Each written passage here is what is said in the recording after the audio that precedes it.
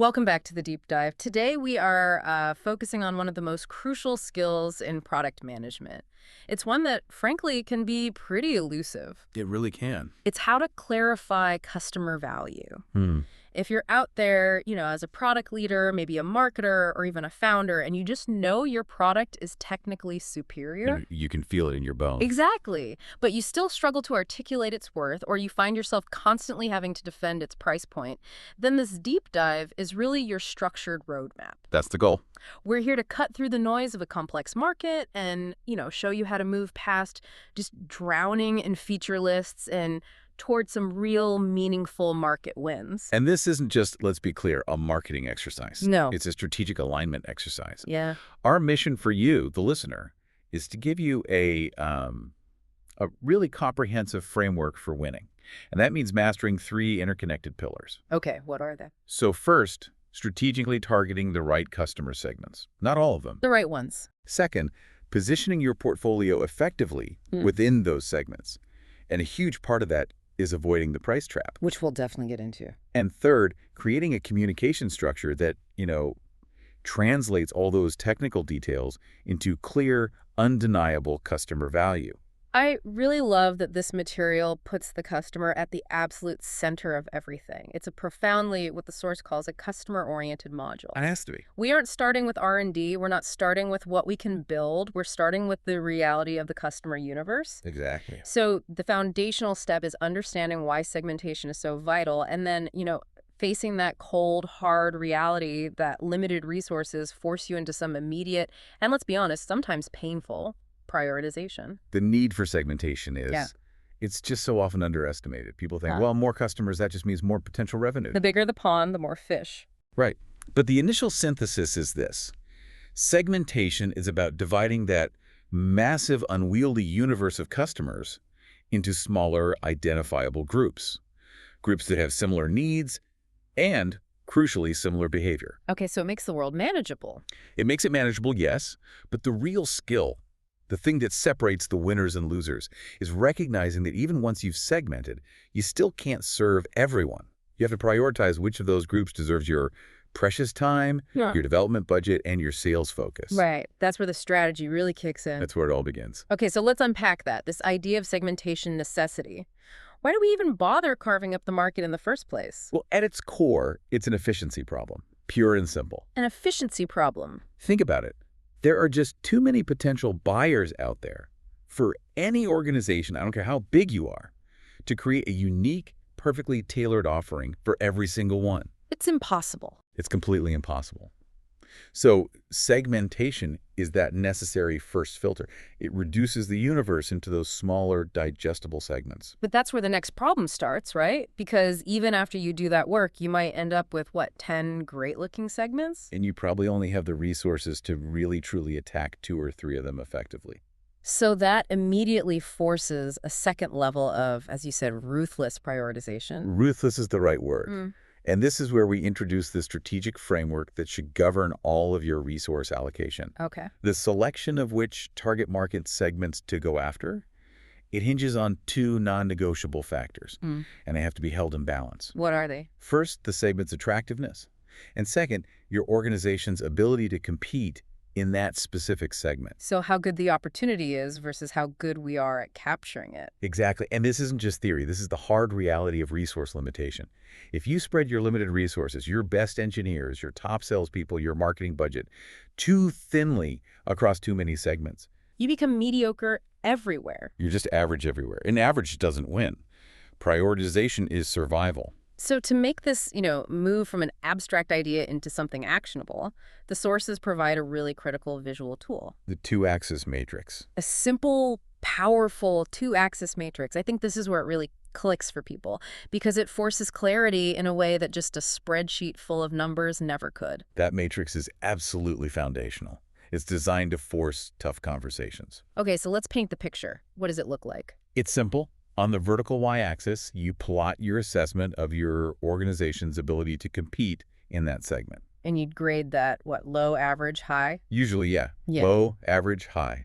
Then on the horizontal x-axis, you plot the segment attractiveness with the same grades, low, moderate, or high. And then you just plot your different segments onto this picture. You plot every potential segment.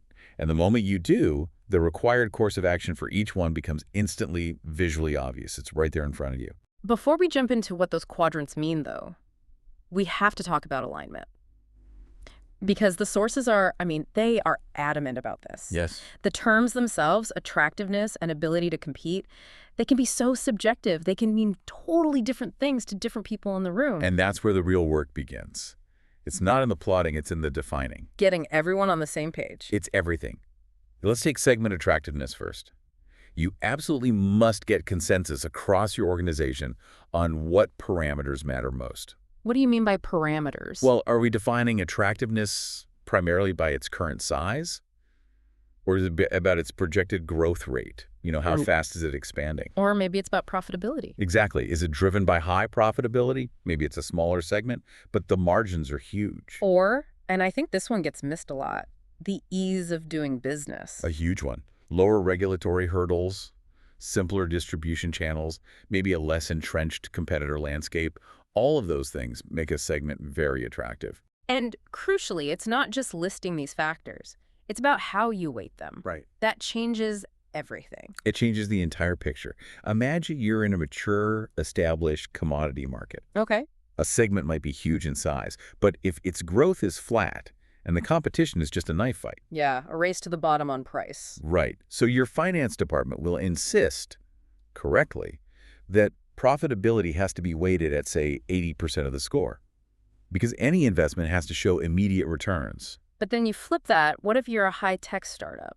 In an emerging field, the growth rate is almost certainly 90% of your attractiveness score. Right, because you have to grab market share now. You have to capture the market now because that dictates future dominance, Yeah. even if your profitability today is low or, even zero. So if you don't define and agree on those weightings up front, Your sales team, who just see the massive size of the segment, and your R&D team, who see the huge growth potential, they will always be pulling in opposite directions. You get organizational chaos. that makes so much sense. So that brings us to the other axis, defining our ability to compete. This is where I think a lot of internal teams can suffer from what I'd call optimism bias. Oh, absolutely. We all tend to think we're better than we are. So how do you get an honest assessment? What makes us genuinely good at serving a specific segment? You have to be brutally honest. Ability to compete can hinge on your existing assets. Things like your distribution network, your technical superiority. Maybe you have a patent portfolio, Brand reputation. a strong brand, established reputation. Or maybe it's just your deep relationships with key customers that are already in that segment. And the critical point here from the source material is that this can't be a discussion that just happens in the product team's little bubble. No, it has to happen with colleagues from across the entire organization. You need sales, engineering, finance, marketing, all in the room. Because they all have a different piece of the puzzle. Exactly. And when you do this exercise, the source material pretty much guarantees that you will quickly surface very different interpretations of what your organization's true strengths are. So the conversation itself is almost as valuable as the output. I'd say it is. The resulting aligned view, where everyone agrees on your genuine competitive advantages, is almost as valuable as the final targeting decision itself.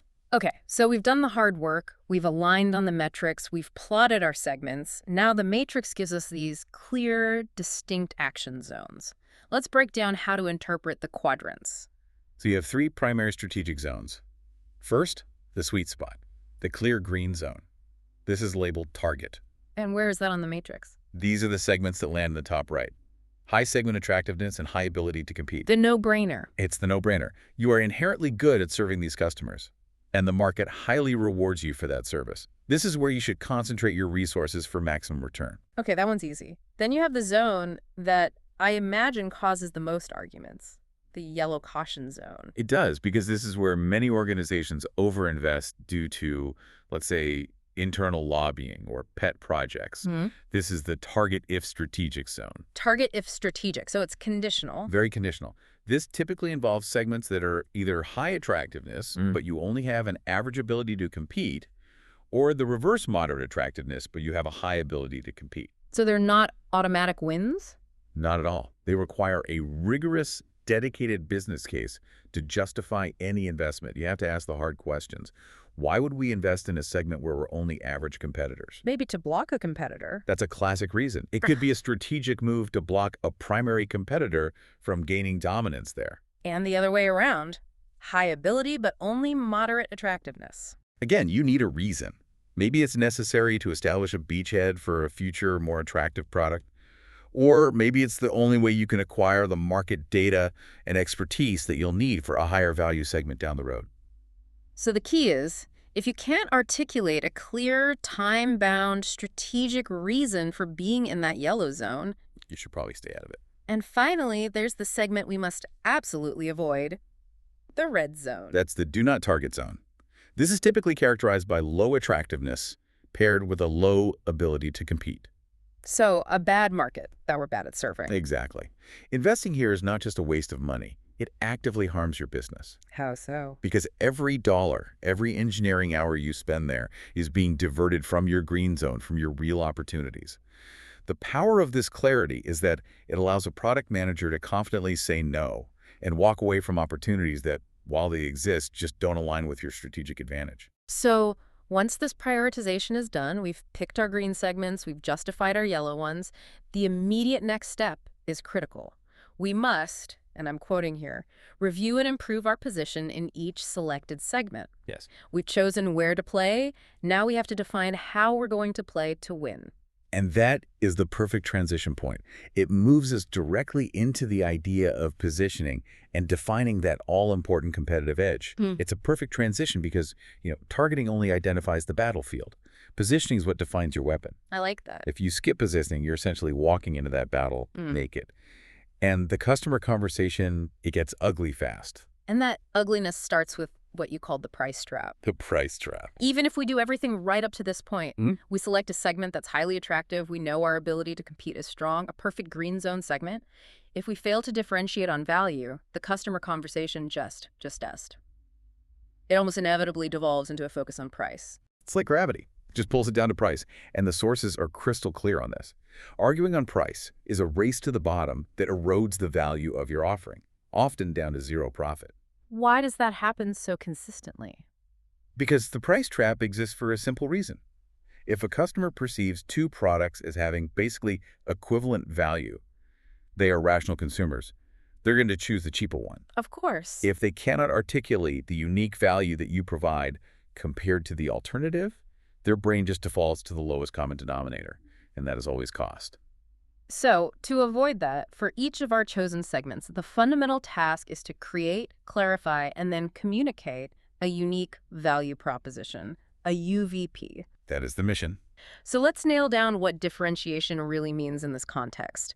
The strategic analysis here suggests there are two specific ways we can achieve it. Right. And ideally, you want to hit both if you can. First, differentiation can happen because our values themselves are fundamentally different from our competitors. What's an example of that? So if all your competition is focused entirely on, say, speed and cost reduction, you might focus your value proposition entirely on sustainability, or on bespoke customization, or on long-term operational resilience. You're simply playing a different game.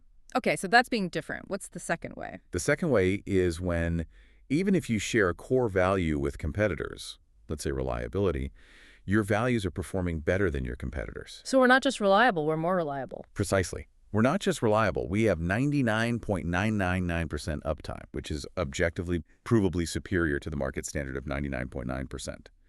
The key, though, is that you must be able to prove either type of difference.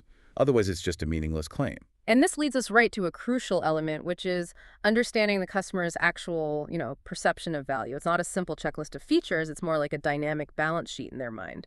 Absolutely. Yeah. We have to adopt the customer's subjective, holistic view. An offering is related to a whole bunch of factors, both negative and positive, Right. that the customer is weighing up before they decide to buy. They're constantly doing a mental cost-benefit analysis. Okay, so let's break down the negative factors first. The cost side of the ledger that customers are trying to minimize. The negative factors are all the friction points. The cost of engagement, the barriers to adoption. This starts obviously with the direct purchase costs or the subscription fee, The sticker price. the sticker price. Yeah. But often, what's more damaging are the hidden costs. The implementation cost. which can be huge. It can be massive. It includes the time and effort for IT to integrate it, the training required for all the staff, Mm. the opportunity costs of pausing normal operations while you migrate. Yeah, in a B2B SaaS world, I mean, the biggest friction point might be the risk of data migration or just the learning curve for users to get proficient. Exactly. And those costs, they feel very heavy and very immediate to the customer. Okay, so that's the negative side. What about the flip side? The positive factors, the things that deliver delight or utility. So the positive factors are all the anticipated benefits they get from the offering. Yeah. This could be direct cost savings through, say, less maintenance or reduced energy consumption. Or increased productivity. Increased productivity like faster processing speeds or fewer operational errors. It could also be the reduction of risk, which is a massive, massive value driver in some industries. So the customer sees things like increased revenue, a lower total cost of ownership, or reduced risk. Right. And for the customer to perceive value, the perceived balance of these positive factors has to significantly outweigh the perceived negative factors. So if the implementation looks really difficult and costly, Then the functional benefit has to be exponentially higher to convince them it's worth the hurdle. and once that positive balance is clear in our minds, the communication has to connect those dots in a language the customer actually cares about. The source emphasizes that this usually involves either concrete monetary terms or powerful emotional terms. That's the final lens you have to look through. If you're selling to a CFO, you have to translate every single positive factor into dollars saved or ROI achieved. This will save you $50,000 in operational expenditure. Exactly. But if you're selling to, say, a department head, you might focus more on the emotional value. You save them stress. You provide them job security because their team is more efficient. You increase their status within the organization. So at the end of the day, you either save them money. Or you appeal to a core human need: safety, status, efficiency, certainty. If you're only talking about features, you're appealing to nothing.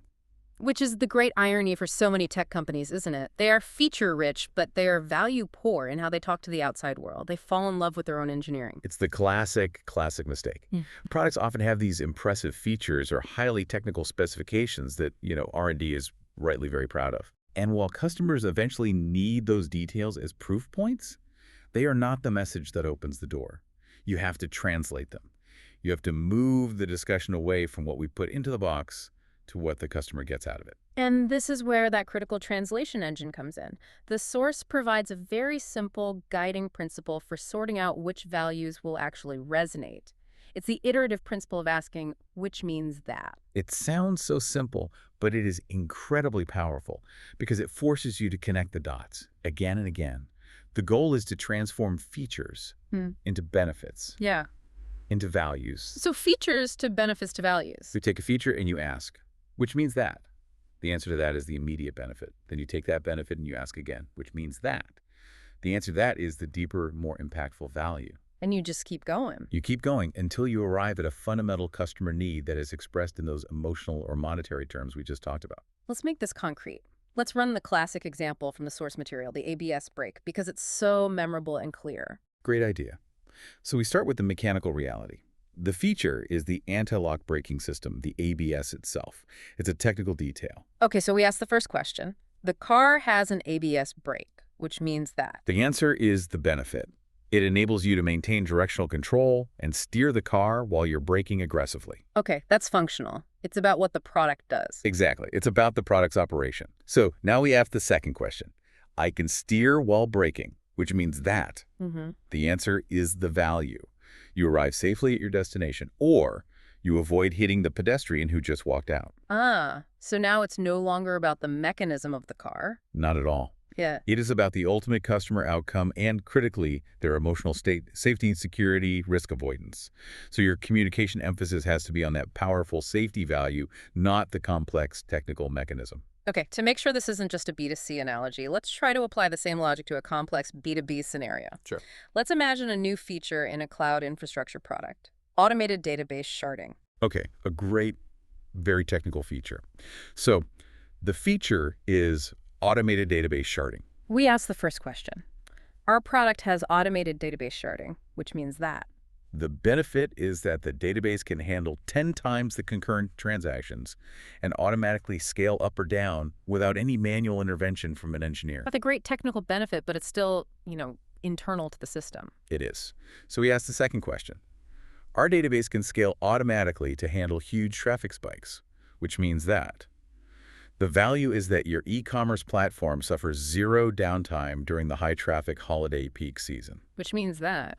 which means that you reduce reputational risk and, more importantly, you protect millions of dollars in revenue. Now we've gone from an engineering detail to a C-suite outcome. Revenue protection.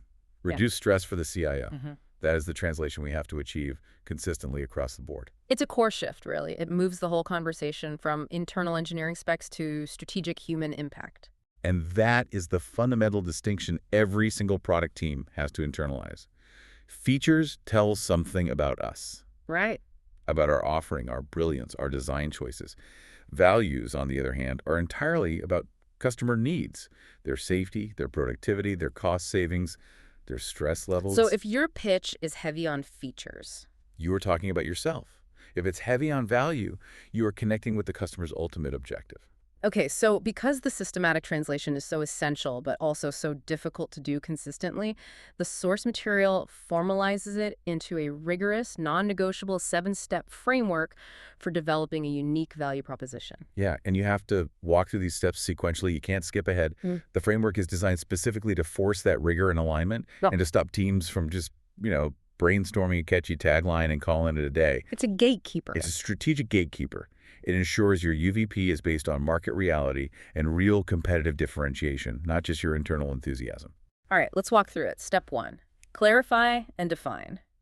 This sounds simple, but I feel like it's the easiest one to gloss over, which causes problems later. It's the foundation, and people rush past it all the time.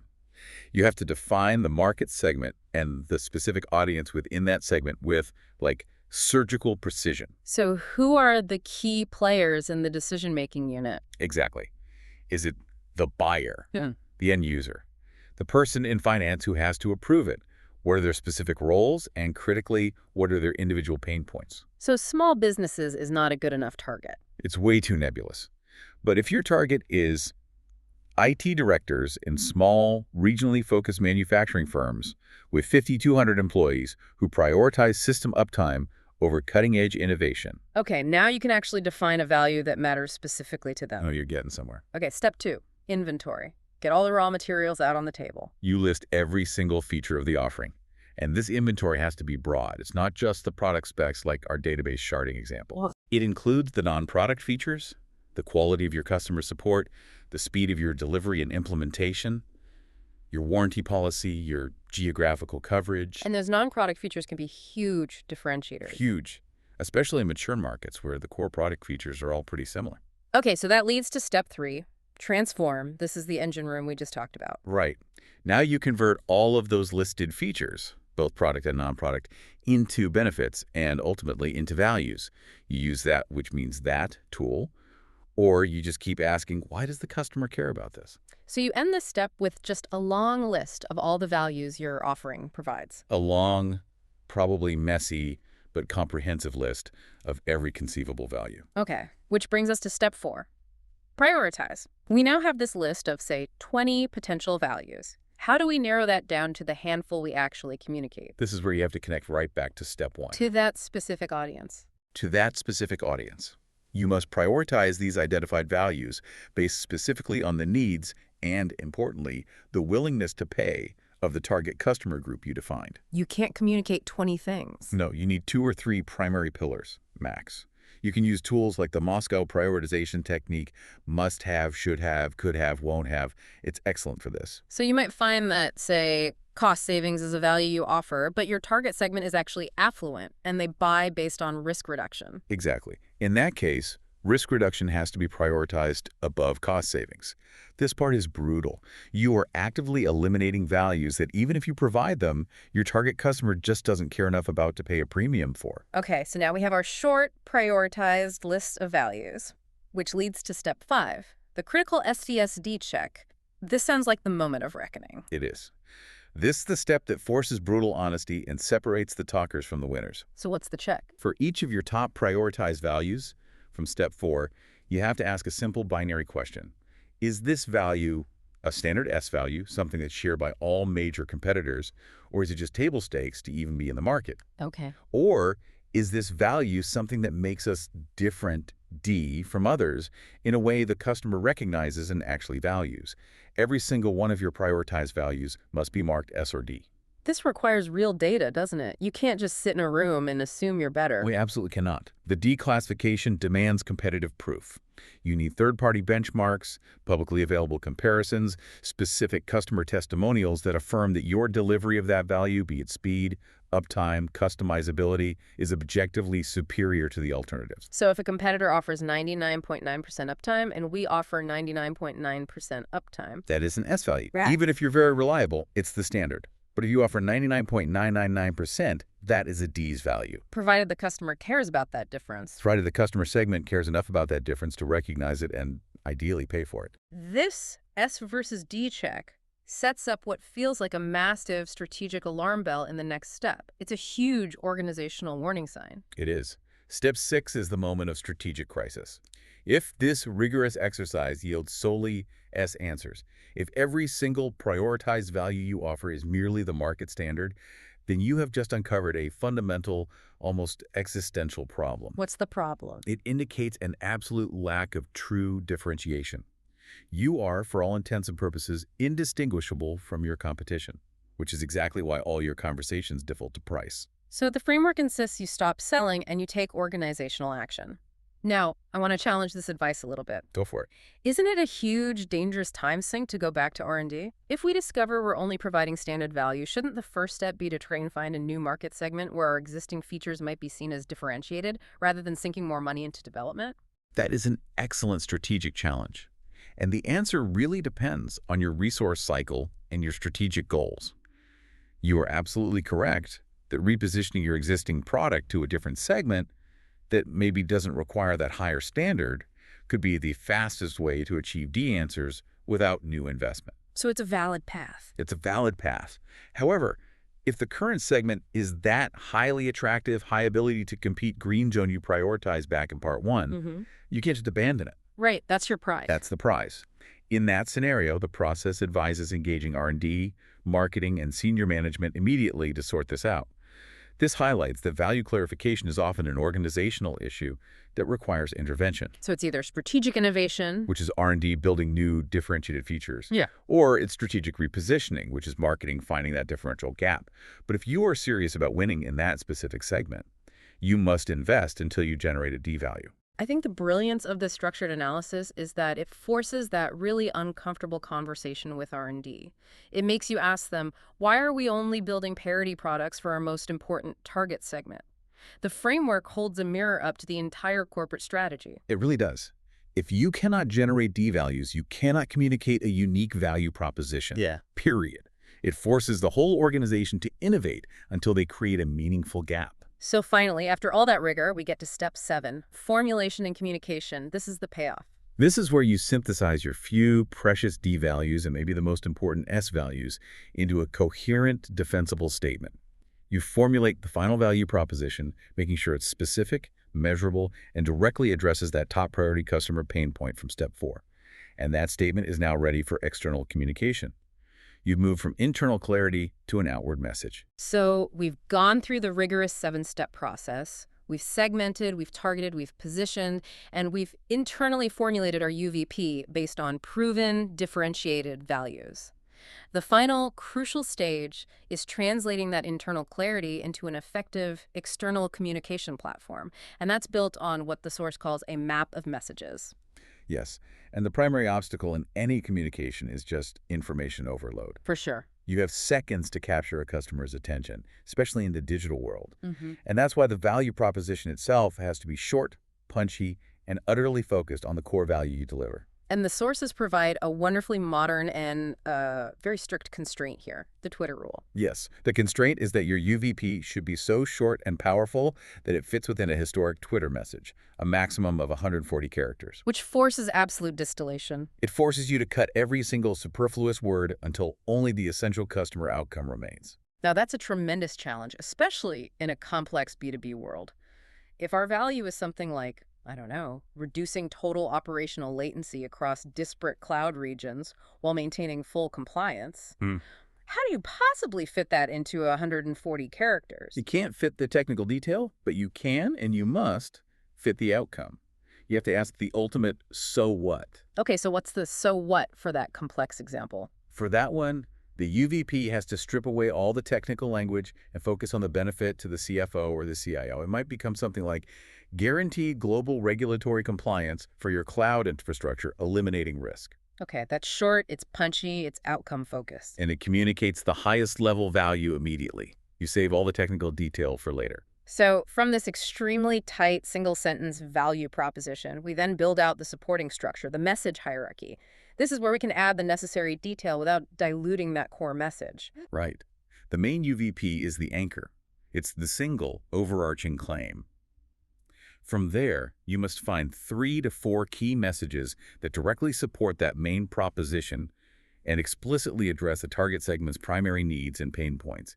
These key messages become the main pillars of your communication strategy. Let's apply this to our B2B example.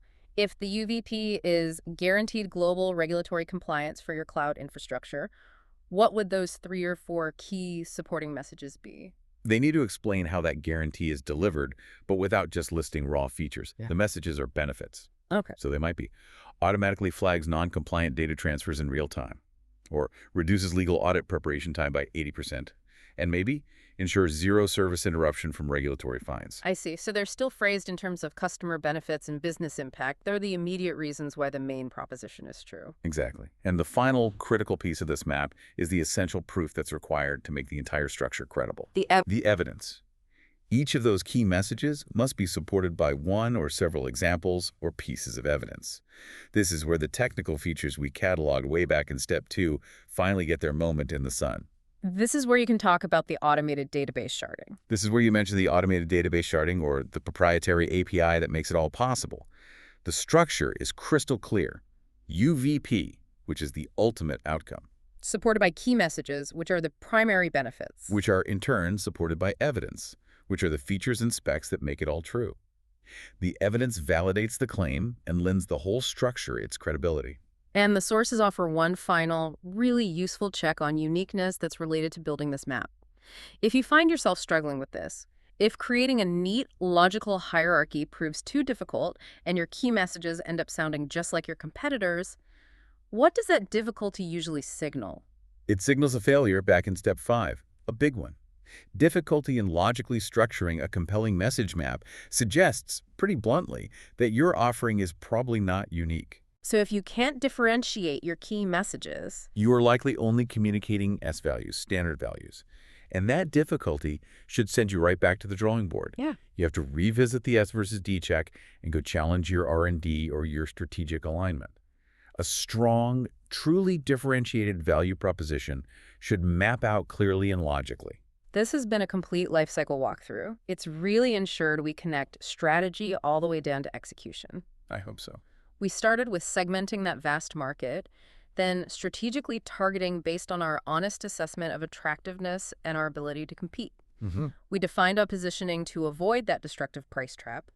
We created the unique value proposition using that feature-to-value translation engine. And finally, we structured the external communication platform through the message map. It's a comprehensive system. It's really designed to inject rigor into what is often a pretty chaotic process. It really is. And, for product leaders who are maybe engaging with this level of structured value definition for the first time, especially working through that crucial S versus D classification, the process can force some organizational changes that feel pretty challenging. Yeah, it can be uncomfortable. But the advice in the source material is true. Be patient and just keep on trying. Mastery of defining customer value. It requires practice, it requires alignment, and above all, it requires a deep level of strategic honesty. Indeed.